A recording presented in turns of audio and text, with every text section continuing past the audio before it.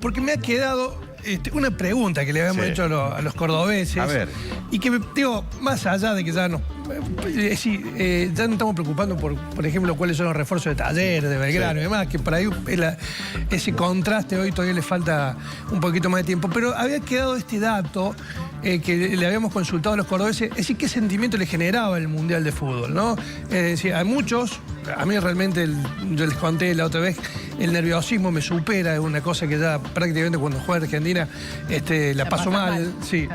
Pero fíjate que hay un 21% que dijo, Lagui, che, mucho, que es indiferencia. Pero recordad ese dato, que había un 17% que también decía que no era simpatizante de ningún equipo de fútbol. Es decir, hay un porcentaje más o menos en torno al 20% de gente que el fútbol en general le pasa por el costado y no le da mucha validad, ¿no?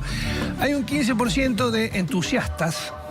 Esos son los primeros que caen con la performance de la selección argentina. Expectativa del 11%, que podría estar cerca de ese entusiasmo también, de otra forma. La expectativa es una forma de entusiasmo. Nerviosismo, el 11%. Felicidad, el 11%. Emoción, el 8%. Patriotismo, el 8%. Acordate que cuando preguntamos, ¿no?, qué eran las cosas que, entre las cosas que nos unía a los argentinos, estaba el tema de la selección argentina como uno de los temas más importantes. El patriotismo es uno de los sentimientos que genera el Mundial. Indignación, 4%, angustia, 3%, euforia, 2%. Son los sentimientos asociados al proceso de que se vive cada 4 años, que es el Mundial de Fútbol. No hay grandes diferencias entre capital e interior, son datos muy estables, digamos. Fíjate que la indiferencia es el dato que se acentúa un poquito más en capital, después parecido al tema del entusiasmo. Cambio, el tema del nerviosismo en capital son un poquito más nerviosos, en el interior es más fuerte la expectativa, pero los registros no son tan importantes y están dentro en general del margen de error de la muestra, o sea que se podría decir que se respeta bastante. En donde sí se ve un sesgo que no es muy importante, pero que sí se marca, es en la placa que sigue, que cuando el análisis se hace por sexo. Fíjate que las mujeres son un poco más indiferentes que los hombres al Mundial, ¿no?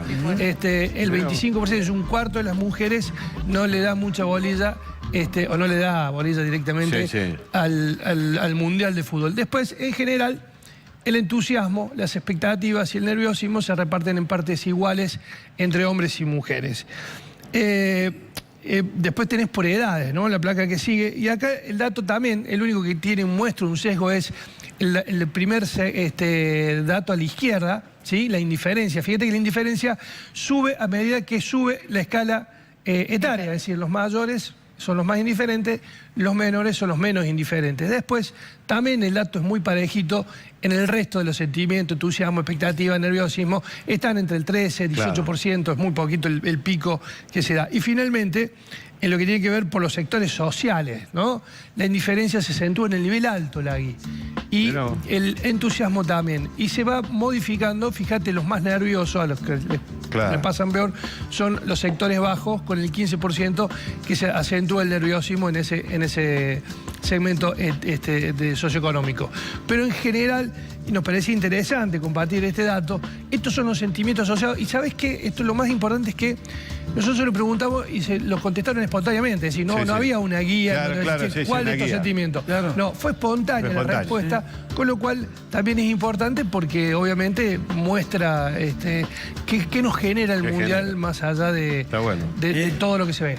¿A vos, Lagarto, de todo eso qué te generaba? A mí me generaba por un poco de ansiedad, estaba ansioso porque empiecen los partidos, por los resultados. A mí expectativa y nerviosismo, y comparto lo que dice Luis. Expectativa por una cuestión, digamos, de tono, si se quiere, profesional. Y nerviosismo cuando juega Argentina. Ahora se me ha aplacado un poco, porque obviamente no está Argentina. Pero bueno, igual, ayer yo vi un pedacito del partido y me puse nervioso. Llegué para ver en los últimos 10, 15 minutos de Bélgica a Francia. Es que fue tremendo. Los últimos minutos del partido de ayer y me puse nervioso. ¿Pero te pusiste nervioso porque tenías miedo que pierdas a Francia? ¿O? No, porque quería que ganara Bélgica. Muy bien. Y mucha gente estaba en esa dicotomía, entre la francesa y la belga. Exactamente.